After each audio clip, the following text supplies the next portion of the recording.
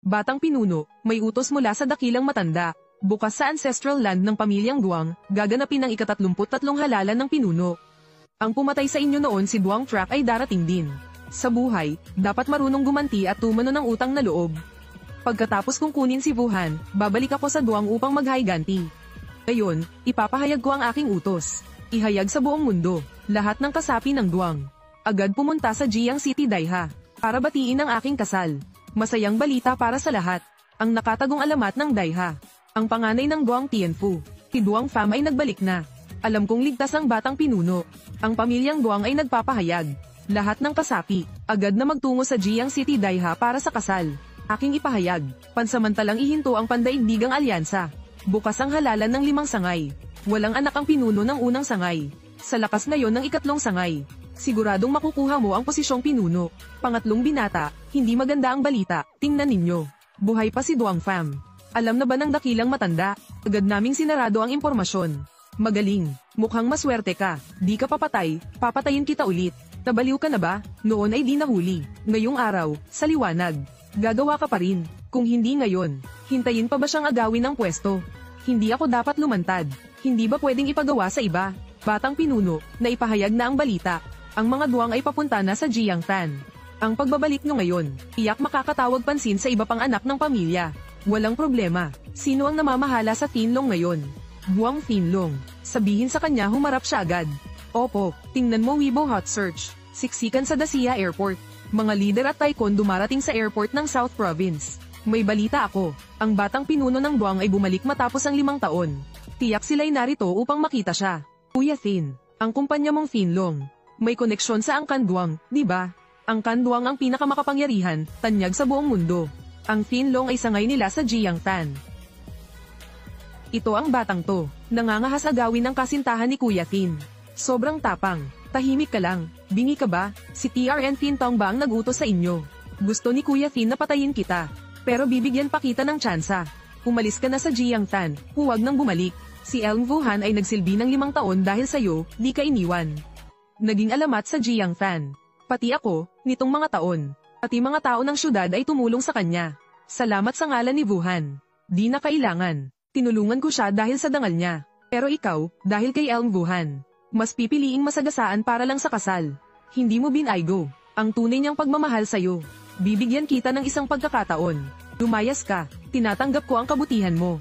Malakas si TRN Tintinang, hindi mo siya kaya sa Jiangtan.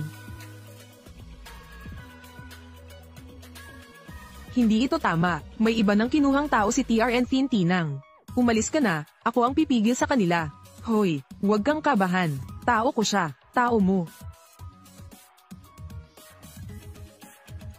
Duang Tinlong Fulong Group, bumabati sa batang pinuno. Sino kayo? Dakpin sila, tigil, mabubuti sila, huwag nyo silang pahirapan.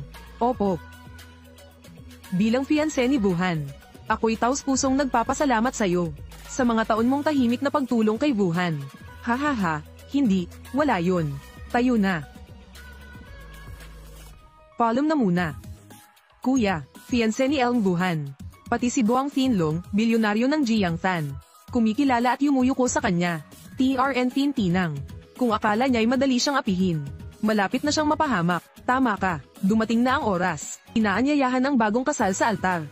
Salamat sa pagdalo sa kasal ni TRN Tintinang. Binabati ko kayo. Fong ka. Ayaw mo na ba talaga sa akin? Wuhan, matagal na kitang mahal. Kahit may anak ka na bago magpakasal, ayos lang. May sakit ang ama mo. Malapit ko nang makumpleto ang 800 milyon. At siya, isa lang siyang inutil na nasa kama. 5 taon mo siyang binuhay. Mas masama ba ako kaysa sa kanya? Hindi pera ang sukatan ng tunay na pag-ibig. Kahit wala si Fong ka, mahal ko pa rin siya. Elm Wuhan. 15 taon kitang gusto. Ako ang nagbayad ng pagpapagamot ng tatay mo. Kakanselahin mo ang kasal para sa isang inutil. Ni minsan di kita nagustuhan. Di mo ako gusto. Ginamit mo pera ko para gamutin si tatay mo. Bakit di mo sinabi? Bakit di mo sinabing ayaw mo sakin? Babayaran ko lahat ng utang ko sa'yo. Ayos lang. 800,000. Ibigay mo. Wala pa akong pera. Hintayin mo ako. Bayaran mo. Oy, Tientong. Kalma ka lang. Ay Wuhan. Hindi ko sinisisi ka. Ilang taon nang tumutulong si Tientong sa atin. Bukod pa rito, mga nakatatanda dito, gusto kong magtanong, sino sa inyo ang di nakatanggap ng kabutihan ni Tientong? Ilang taon na, wala tayong naibalik sa kanya. Gusto lang naman niya ipakasalan ka. Masama ba kung pakasalan mo siya? Tama ba? Isipin mo na lang na utang na loob ng buong nayon. Tama ang sinabi ninyo, Wuhan, pumayag ka na. Para na rin sa aming lahat. Pakasal ka na, sige na. Anong sinasabi nyo? Kayo ang may utang kay Tientong, ako pa ang dapat magbayad. Kalokohan yan. Hindi ba gusto ni Tientong yan? Kung gusto ko man, baka ayaw niya. Paano ang utang sa akin? Anong utang? Lam Wuhan. Noon, kamag-anak ang nagpautang para kay Duang Pham. Nanumpa ka habang umiinom ng dugo. Tandaan mo ba, panahon na para tuparin ang sumpa. Kung pakakasalan mo si Tientong, 500,000, burado ang lahat ng utang. May ambag din kaming 20,000. Kung pakakasalan mo si Tientong, tapos na. Tapos na rin kami. Ako, hindi papakasal. Ano, 5 milyon nyo. Ibebenta ko lahat, babayaran ko. Pero ang kasal, ako si Lam Wuhan. Buong DI ko, si Pham lang. Lam Wuhan, Pham lang ng Pham lang ka. Nung lumuhad ka, anong naitulong ni Duang Pham? Nang mamatay ang tatay mo, nasaan siya? Hindi ka niya gusto, ginamit ka lang. Unang yuko sa langit at lupa. Lam Wuhan, huwag mo akong subukan, yuko. Bitawan mo ko. Pham, ayaw mo na ba talaga sa akin?